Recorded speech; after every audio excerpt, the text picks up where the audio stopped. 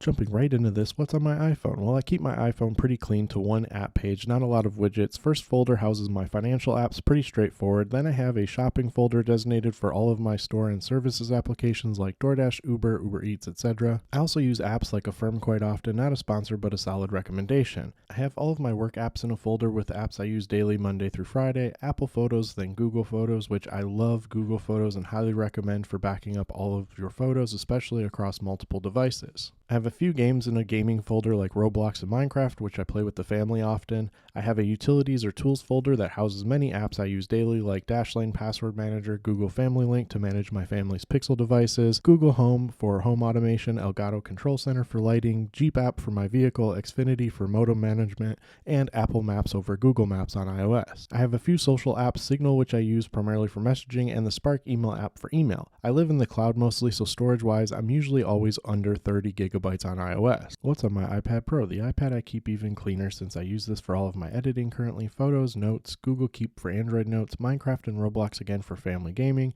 and then in the dock and use the most, we have LumaFusion for video editing, Shure Motive app for voiceovers with the MV7 microphone, and Affinity Photo for thumbnails.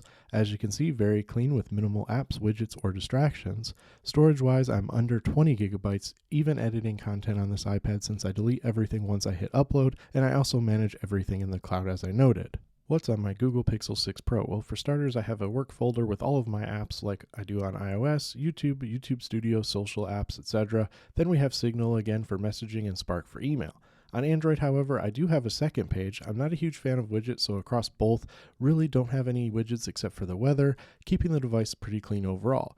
On the second page, I have a finance folder followed by a shopping folder, same apps as on iOS, tools or utilities folder with the same tools but Google Maps over Apple Maps, Family Link, and Google Home app to complete the apps on this device.